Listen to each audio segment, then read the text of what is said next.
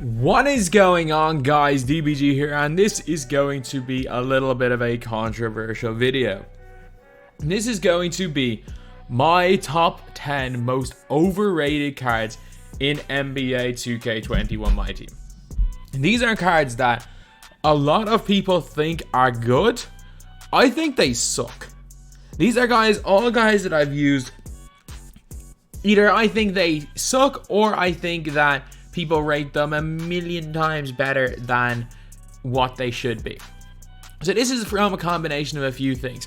Playing with the cards is going to be the main factor. Playing against the cards are going to be another factor, because these are going to be cards that some people are convinced are really good cards, but they're guys that when I see them in a lineup screen, I know I'm like not worried in the slightest. Guys that I've never been cooked with, and guys that I know that I can completely lock down when I play them in game.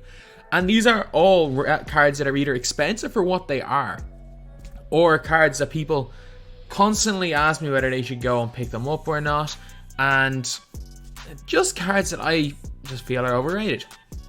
Just a warning right now, lads. Some of your favorite cards are going to be on this list. So, if there is a card that you really like on this list, and you know what, you're really good with the card, be my guest, keep using the card. Like, again, these videos are just for, again, to just try to help you out. And in terms of something like this is just, again, my opinion. So now we are on to number 10. So this card right here, it's new. A lot of people really like this card. He is bang average. Like, there's been a lot of hype about this card. It's Tyler Hero. Tyler Hero. He is fine. Like, that's the only way I can describe him. He is fine as a card. Like, speed's pretty good. Handle's pretty good. Like, SIGs-wise, Pro 2, Pro 4, they're fine. They're nothing spectacular. Like, they're better than, like, normal SIGs. But, yes, he's got gold range extender, which is huge. But, like, you're putting... He's about 12-15k.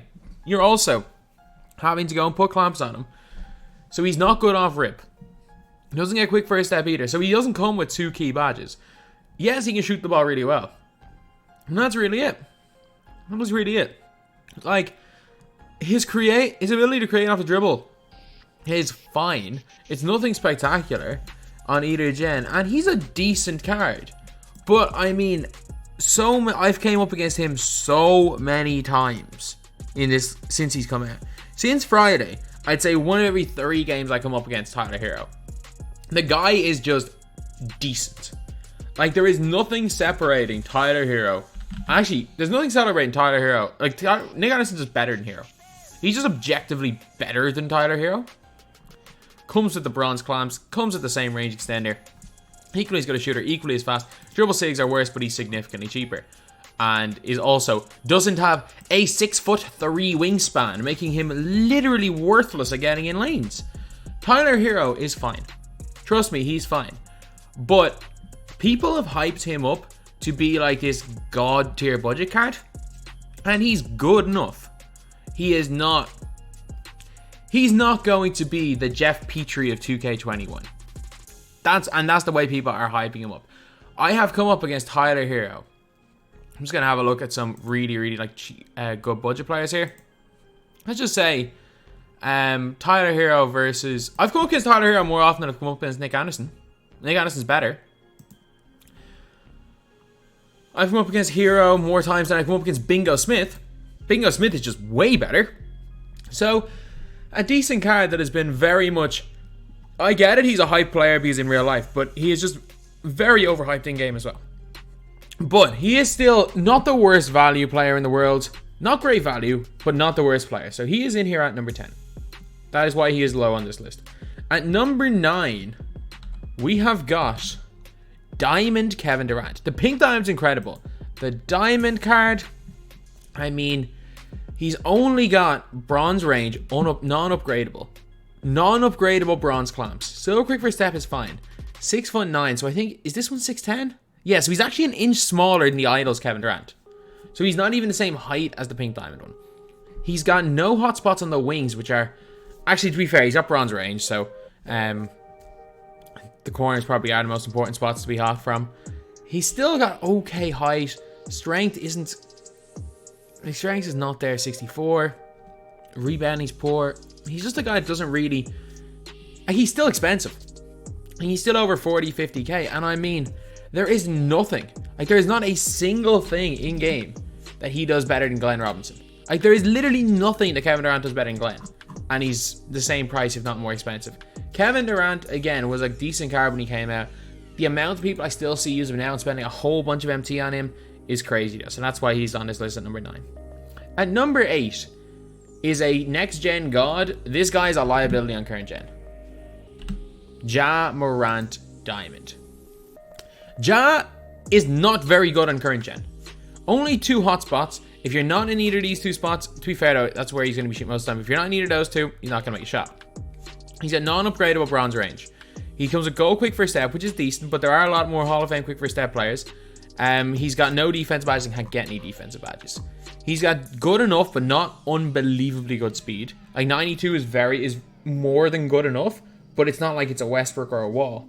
And the thing is he good for a free card? Yes. I'm going to admit that now. He is good for a free card.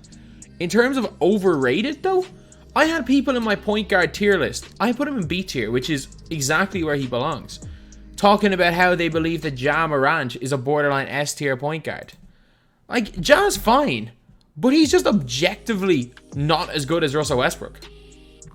He's just obviously got the hot zone advantage. That's about it. A little bit better. Or plus 9 3-pointer is decent. But again, if you can green with a floor general shooting coach 79 is fine. Westbrook gets clamped and Westbrook is faster. So most people in my comment section were saying Ja's better than Westbrook. I just don't think he is. Is he a decent card? Yes. Is he a great free card? Yes. Am I delighted I got him for free? Yes. Is he a top tier point guard or top 15 point guard in this game? No. Next gen, yes. Trust me, everyone's a god in next gen. And he triggers the most contacts. Current gen, nah. People still talk him up like he's a god. He's bang average on current gen. He's a liability on defense and pretty decent on offense, but nothing spectacular. But he is still decent on free, so that's why he's number 8 in this list.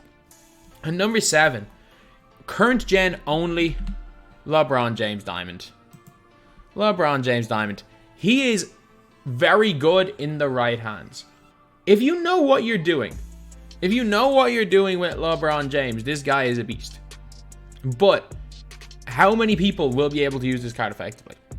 The vast majority of people that will use this LeBron James will have him sit in corner where he can't shoot threes, won't take advantage of his elite wingspan and speed and play lanes, as well as that he's a moderately good defender. No quick free step, basically no upgradable badges. The gap between this card and the Pink Diamond is significant. And this is a card that is on next gen a god, but on current gen, a decent card. He is decent. If you know how to play lanes, if you are using him to his best of his ability, he can be a very, very effective player at a competitive level.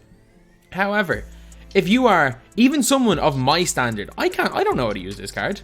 Like, if you are even somebody of my standard or lower, this card is going to be poor for you.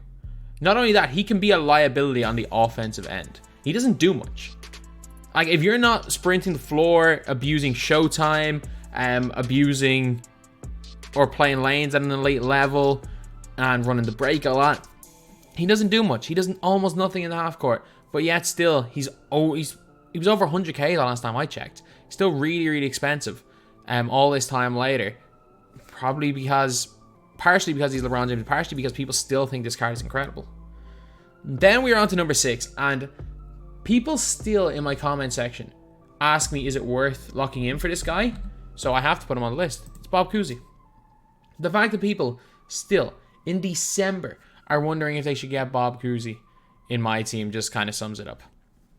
I don't think he's the most expensive player in the world to get anymore, because there are some cheap diamonds. But Bobcousy, 93 ball, 93 speed, 93 acceleration, 91 perimeter defense, 92 lateral quickness. So you're looking at these stats and you're like, this actually looks really good. Badge-wise, he gets almost everything except range. He gets gold clamps. There's just something about him. There really is. I don't know what it is. Hot zones everywhere. Maybe it's he's 6'1". He's undersized. He's basically a Chris Paul. With kind of his pro 6 behind the back is decent. His SIGs aren't exceptional. Other than that, CP3 release isn't great, and he's just decent. I mean, if we're talking about tier list, he's probably like a B tier, C tier point guard. And like the top is A is not top tier. He's probably like a 3rd or 4th tier point guard in this game.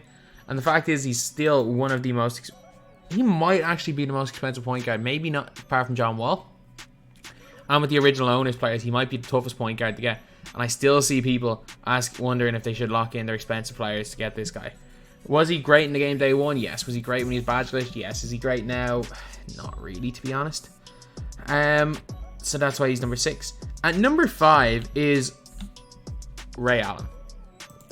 And let me explain why I have him in my most overrated player list. Because I think he's an elite catch and shoot player. Gold range extender, a bunch of Hall of Fame shooting badges, silver clamps. The problem with me and Ray Allen is that he's not the greatest defender in the world. Like, he's okay. He's not the greatest. But there is a premium put on Ray Allen's price because he's got goal quick for his step and can dunk the ball a little bit. I have never played against anyone who uses Ray Allen for anything other than catch and shoot threes as a 3-and-D player. I never have.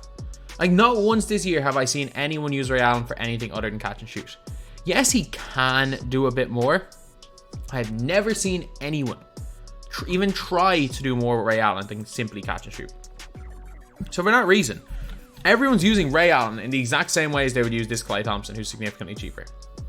Everyone's using the same way as Chris Mullen, who is free. Everyone uses him in the same way. Heck, you're not going to notice that. Like, if you are using Ray Allen as a purely 3-and-D cone, which, let's be real, that's how 90% of people are using him, you're barely going to notice a difference, Ray Allen and Nick Anderson. I'm going to say that right now. You are barely going to notice a difference. However, because of the fact that people think, oh, he can dunk the ball a little bit, despite nobody using him for dunking the ball, while also being a worse defender than the vast majority of the 3-and-D wing players. In fact, the way most people's playstyles are, they're actually paying more for a card that will be worse for them in Ray Allen than they would if they were using, say, a Klay, even a Chris Mullen to an extent, or even a Havlicek. Havlicek's a better defender. However, if you are one of the few people in the world, I've never seen anyone do it yet. If you are one of the unicorns that uses Ray Allen as a primary ball handler and dunks a lot with him, be my guest. But if you are somebody watching this video who has Ray Allen in their collection and the only thing they do is shoot threes with him, trust me, even get Michael Redd. Michael Redd's going to shoot the ball better than Ray Allen.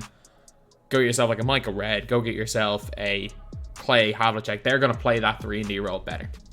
And also save you a lot of MT. And at number 4, this card right here.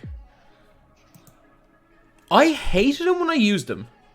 And every single time I play against him, it doesn't matter who my opponent is, I say, you know what? I'm going to literally leave Kevin Garnett the whole game. And nobody can score with him. So I thought it was just me. I thought I was just bad with this card. 77 3 ball. His release feels nice. It's so inconsistent. He's good defensively. He's really good defensively. 6'11", 7'2" wingspan. Good speed, good lateral quickness. But from playing against him, he's just a liability. I don't know what it is. Like, he should be good. He really should be good. But for me, he's just a worse Serge Ibaka. Like, give me Serge. I get it, he's got silver clamps, but like, you're not running power forward, and the clamp barely matters on a center. Unless you're playing against Bill Russell. But he sucked when I used him. Every time I play against Kevin Garnett, he's a liability for my opponent. I love playing against him because I just leave him open. Again, his 3-point rating is a lie. It's not 77. It's probably closer to about 60. Ralph Sampson shoots better than Kevin Garnett. His defense is pretty nice. And a big problem is, again, he doesn't even come with Heart Crusher, which is an important badge in current gen. And there's something about him. He doesn't feel like he's got an 88 block. But his steal does feel good. Despite him only having a 65 steal, his length means he does get steals. And he feels slower than 79 speed. He feels slower now. He does not feel fast at all. So for me, this is a card that... It's just a card that I don't like. And number 3. This card is really good. But if you don't know how to use this card, he will lose you a game. And I'm telling you this right now. A lot of people don't know how to use him. When I play against this guy, I literally just say, you know what? Make my opponent beat me with him. I will hard off ball or hard on ball on this guy and back off, make him beat me one-on-one, and put smother on deny on everybody else. This player is Giannis Antetokounmpo Pink Diamond. I would put Giannis Antetokounmpo Diamond, but he's like significantly cheaper. You can even get him badged up significantly cheaper. Badged up Diamond, Pink Diamond, you're not going to notice the difference. But the reason is, Giannis is the best defensive player in the game. I'm saying it right now. He's the best that I have used. He's the best defensive player in the game. Between playing lanes, guarding ball, guarding bigs, ability to guard all 5 players, the best defensive player in the game. However, because he's Giannis, and so many people want to use Giannis in game, the vast majority of people that use Giannis in like an unlimited setting are going to try score with him on offense. They're not going to be able to use Giannis with full effectiveness on defense on fast breaks. Doing things like abusing showtime, playing lanes. If you're playing like that with Giannis, be my guest. He's great. However, the vast majority of people that use this Giannis, if you are playing in an unlimited setting, they are not going to be able to score if you unball Giannis. Like literally, put a guy with clamps on Giannis and switch defending them. And literally just run around, chase Giannis, smother, deny on everybody else, make someone play their offense through Giannis. And a lot of the time, you are going to be able to stop Giannis one-on-one because he does one thing. He goes to the basket and either Euro steps or tries to spin dunk. And if you get your body in the way, you can kind of stop that. Yes, there are certain people in the world that are elite with Giannis. Yes, if you're looking at a competitive setting, a lot of people are going to be running Giannis. The problem is that the vast majority, and I'm putting myself in this conversation, are not competitive players. I am awful with Giannis. I'm beyond awful. Like, yes, if I come up against someone who's very weak, I can drop 80 points with Giannis in a game. But if I'm even playing a competent player in Unlimited, I'm struggling with Giannis. And I know for a fact that a lot of people are going to be the same way. A lot of people are going to have Giannis in their squad, and they're like, oh, my opponent's just left him wide open to shoot the 3-pointer. What do I do now? Clank, clank, clank, clank. He can be a really effective player. He just has to be the most overrated player of this, because an inability to shoot is probably the easiest way to lose a game in this. If you allow your opponent to paint sit, you're probably going to lose. Which is why you very rarely see anyone without at least 4 shooters on the floor. And it's highly unlikely. If he could play center, it would be different, but he can't. So, Giannis, really good card. Probably A tier in my small forwards, but overall, he is going to be in this list for most overrated because a lot of people put him in the top couple of cards in the game. Then at number 2, this card, oh my god, it's James Harden, the worst value card in the game. Even if he's gone down in price, I'm pretty sure he's under $1 million now, but the guy can't play defense. And the way his SIGs and animations are, his SIGs are not great. His release is slow. He's got Pro 3 behind the back, which is really good. But he's got a slow release. Yes, he's got range and can shoot the 3 ball. But the problem with Harden is that it's not easy to create your own shot with him. I used him in a gameplay, and I was lucky at playing as a weak player because, trust me, it's not easy to create with him. Anytime I play against him, nobody's doing anything really with Harden against me. I've played against him 3 or 4 times, and he's been weak every one of the times. And as well as that, he's just super expensive, so he's on this list. He's a guy that's not easy to score. If you're playing against someone who knows what they're doing, he's not easy to create his own shot with. He's not the easiest player in the world to score with. He is a spot-up shooter without defense. And I had Ray Allen on this list, who's way cheaper than this guy, who's a spot-up shooter with moderately good defense. A spot-up shooter without defense is, yeah, they're going to be higher on this list. And speaking of that, a card that people actually think is good. The spot-up shooter without the 3 and D without the D. Devin Booker. Devin Booker. He is a 92 3-pointer with base 4, which is really good. Yes, he's got a bunch of great shooting badges. He's got a bunch of unbelievable shooting badges. Hot zones everywhere outside the 3. Gold range extender. Yes, he can get clamps. You can put clamps on him. Fine. Give him his defensive badges. But, like, 80 lateral quickness isn't going to get you much on defense. He also has only got a 37 steal.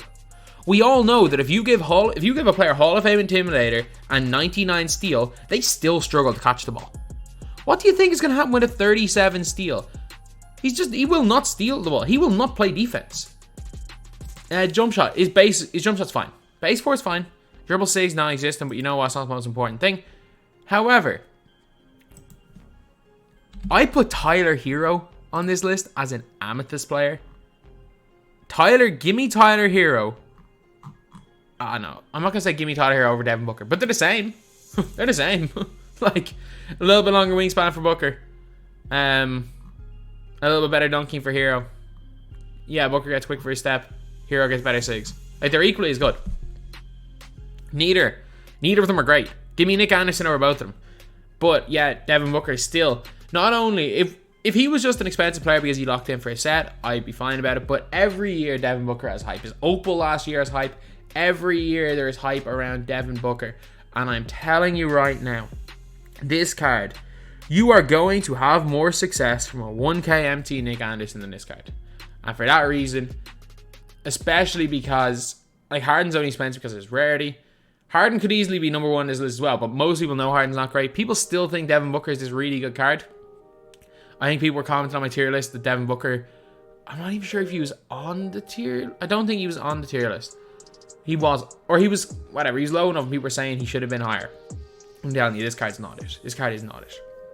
So anyway, that is the video. Apologies if one of your favorite players are on this list. I'm guessing a lot of people are going to be annoyed with the Pink Diamond Giannis. But in my opinion, it's not that he's bad. He's just overrated. Of all these cards right here, I'm not going to say any of them are that bad. They're all usable. You can survive with all of them. There are no really bad cards. But for me anyway, people generally know when a bad card is bad. It's just in the case of being overrated, it's when an average card is being told, or when people are calling an average card great. That's what I'm talking about here. But anyway, yeah, that is pretty much it. That is the video. Thank you guys for watching. Please like, comment, and subscribe.